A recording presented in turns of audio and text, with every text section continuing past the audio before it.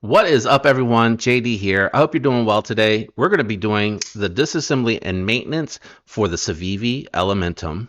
Let's get into it.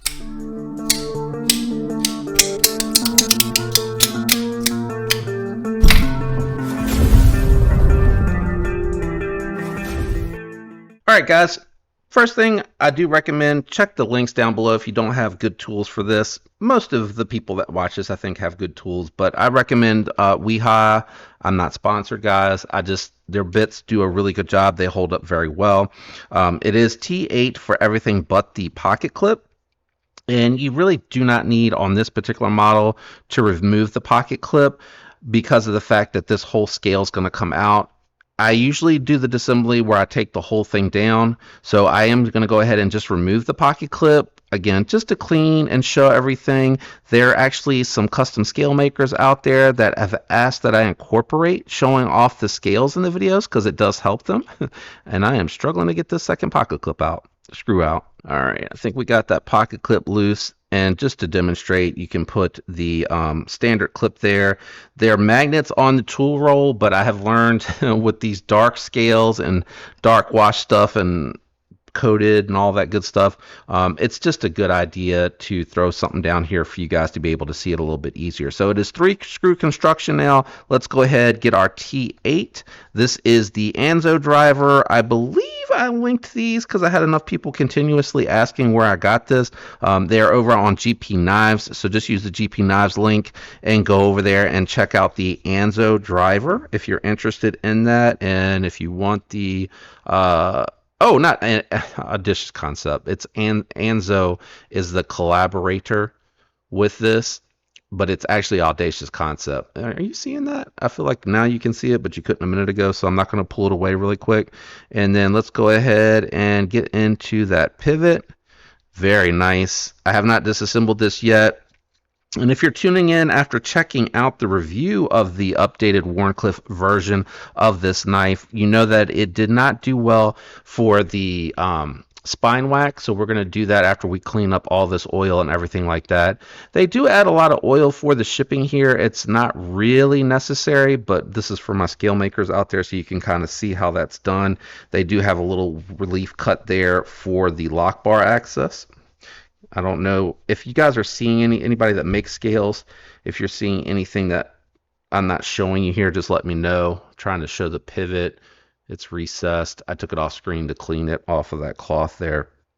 But we can go ahead and remove here. I'm going to go ahead, same thing. Can I get this over here? Maybe I should invest in a second cloth up here. I've actually washed and reused this one a bunch. So I'm just going to take the factory lube off of here because I really prefer to use my own lube. I'm going to clean the lock bar really well, make sure that it's nice and dry. And I'll show you how I lube the track if you're interested in that to help keep that action nice and silky smooth. I need this to lean against something. This thing is warped and it keeps falling over a bunch.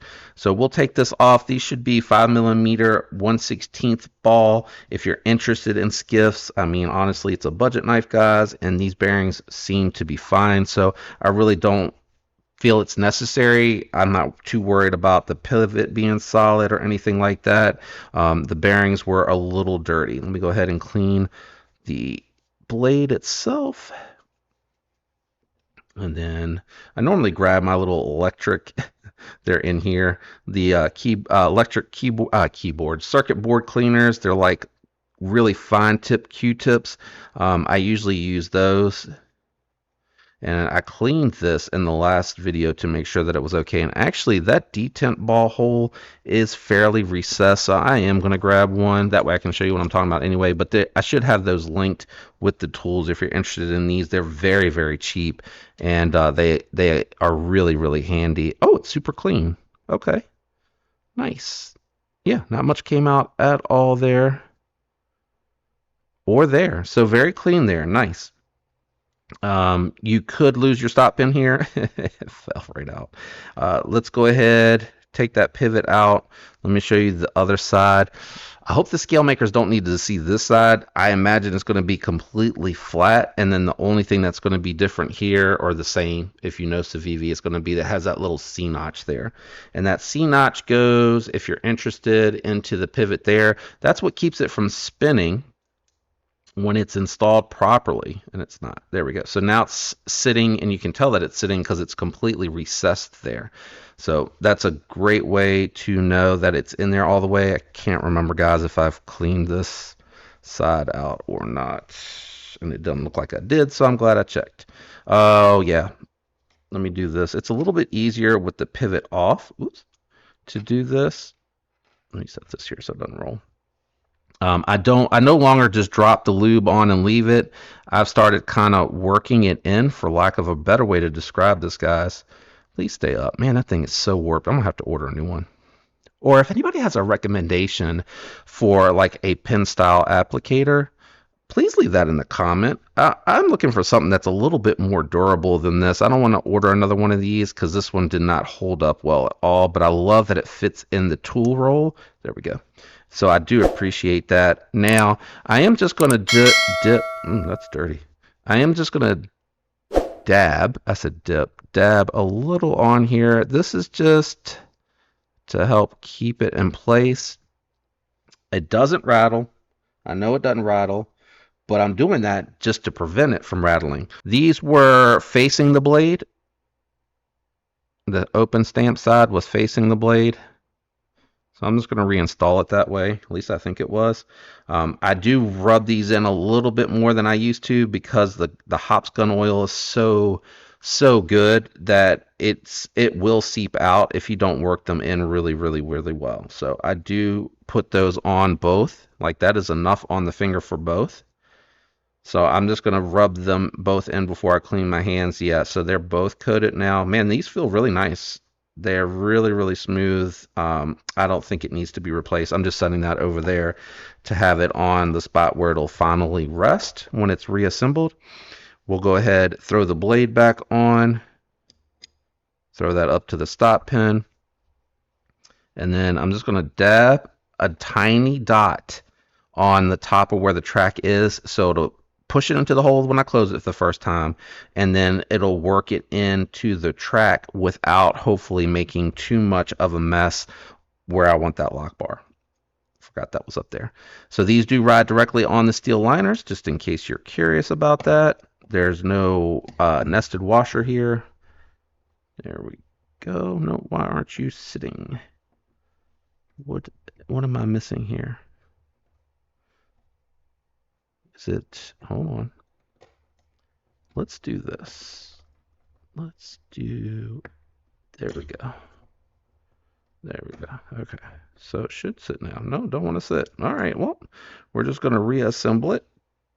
I'll grab one of the T8s first and put that in place first to try to keep it from moving around too much.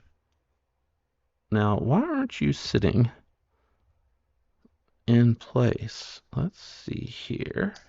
Oh, there we go. There we go. Oh, I think I have irritated the cut on my finger. So I probably should. No, what is going on here?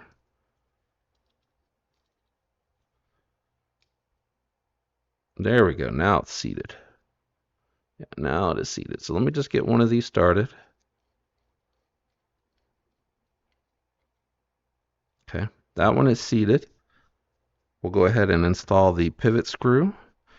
This one here, try not to, if you're not letting it lay flush on the mat, just try not to push too hard, because what you don't want to do is you don't want it to push that pivot back out. So just give me 1 second.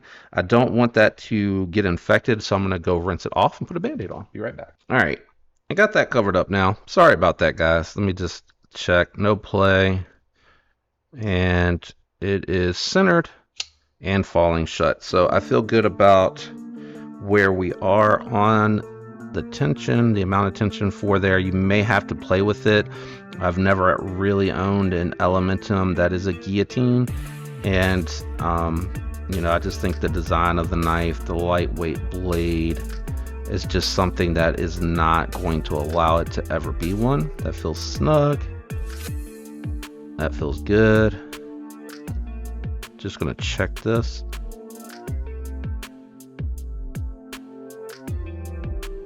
Okay, I think it's tight enough to where I don't have to, oh yeah. And we're centered. Feels smooth. Let me get the pocket clip on, and we will do the spine whack test. There we go. Just to do a part 3 actually, I guess, because part 2 would have been when I cleaned it. Ooh. And we retested it during the review. Sorry, the little magnet is trying its hardest, and the screw is trying its best to resist. There we go. All right. And there we go. All right, let me just grab, actually I'm just going to go ahead and grab, because I want to do another disassembly video here. So I'm just going to go ahead and grab, clean this, my board, and we're just going to do 3 resets. We're not going to clean it off in between, just to make sure I did a good job. This will be the last time that I do this test on this one if it passes. All right, that's 1. And honestly, I felt confident after I retested it the second time after cleaning the lock bar. 2. We'll go out a little bit further here. 3, yeah, and 3 solid whacks. So lock bar clean, I'm satisfied. I hope this disassembly video helped you if you were interested in taking your Elementum apart. Very solid knife for the money, guys. There are some very exciting options out there, some bigger ones, even some smaller ones, if this is not quite your style. But again, I hope this does help you. Thank you for watching to this point of the video. It does help the algorithm. If you enjoyed it, leave a like. If you're not subscribed, consider subscribing. I'd love to have you join. Special thank you to all the channel members out there. You guys are wonderful. I love you. I hope you all have a fantastic week. Until next time, peace.